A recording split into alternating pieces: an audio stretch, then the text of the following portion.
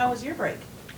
Break was good. A lot of minor hockey. Both boys had tournaments. Got shorn up by Martin St. Louis.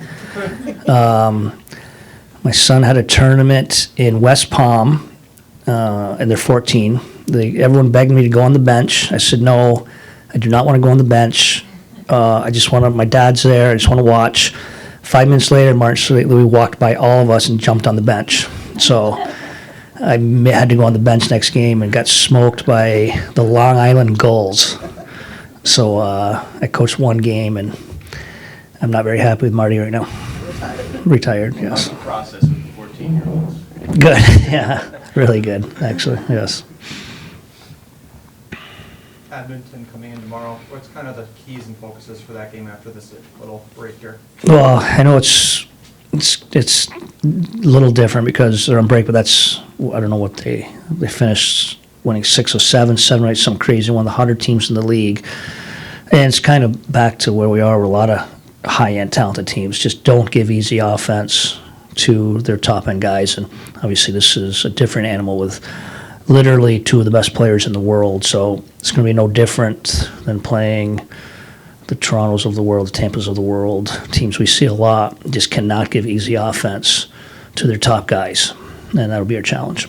Is a 10-day break too much? I mean, some of the fellows express that they almost feel like they're starting over again. Yeah, it's a great question. I don't mind it, the timing. I didn't mind the way we were playing before the break, having won 2 of 3. Actually, our team game was pretty good. We were limiting goals against. Even in our loss, we only gave up 2 goals. But, you know, I think a break at any time is refreshing and probably needed. So I don't even know. It's kind of, I like the way it kind of split up our season, and now, you know, you're into your push at the end of the year. So maybe too long, but I think everyone's kind of in a similar situation. Derek, you have, when we talked earlier, you talked about both Nedeljkovic and Rana getting their game in order, and it looks like they have in the minors. What are the plans with those? Yeah, it's more a Steve question. We'll evaluate, you know, when we talk often, but, you know, we're healthy, so we're battling for roster spots. Obviously, Adam going through waivers the other day. Yeah, that's probably more of a Steve question and a day-to-day, week-to-week type evaluation. Do you evaluate, though? I mean, you have a guy who sure can score a lot. Yes. Pitcher scoring. Absolutely, yes. Of late, he's been scoring a lot. He also went almost a month with 1 goal in that league. So, yeah, of course, you're constantly evaluating and seeing where things are at. And I think a lot goes into it.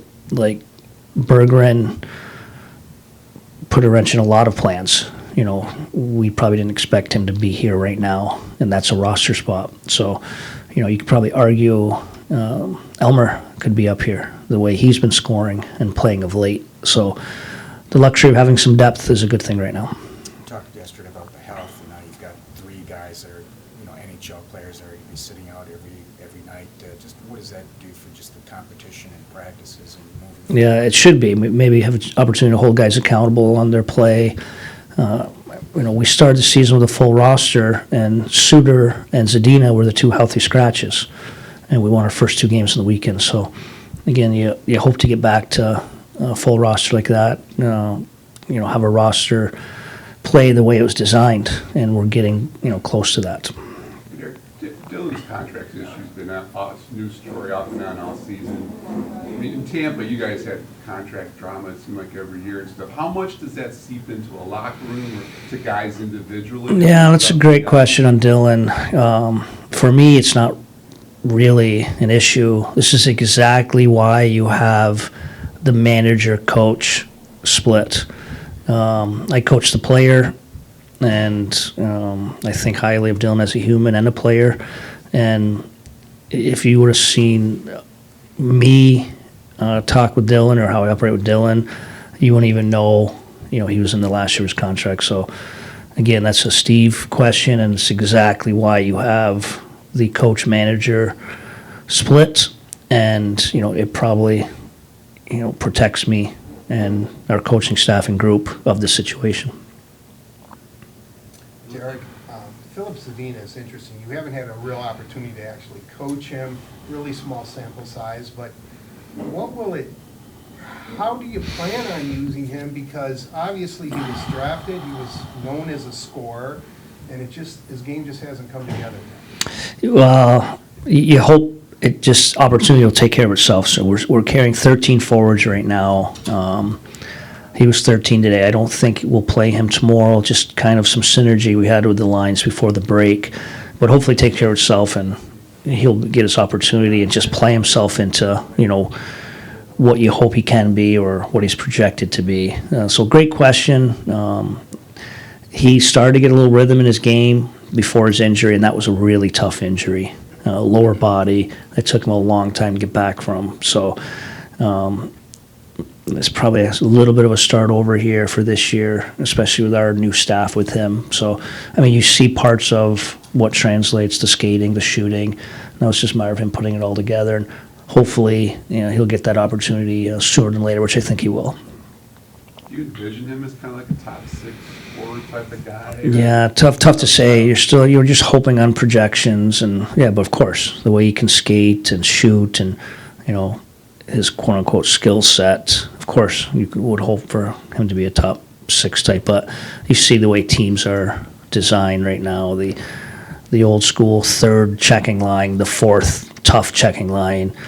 You don't just see that much anymore. You see 4 lines that can all play at pace. I mean, we were just going back with some numbers and just flirting with different line combinations with Zadina possibly back in, and a really good line we had was, if you recall, was Berggren, Villano, and Zarnik, and that was our technical 4th line. That's not your traditional 4th line. So just be careful about top 6, bottom 6. And again, there's truth to that, but today's NHL, they blend pretty much. Derek, how do you try and contain a guy like McDavid who has that turbo speed? Yeah, just be above him, not give him easy offense. He's going to create offense. You see his numbers, even watching the power play back and some scouting.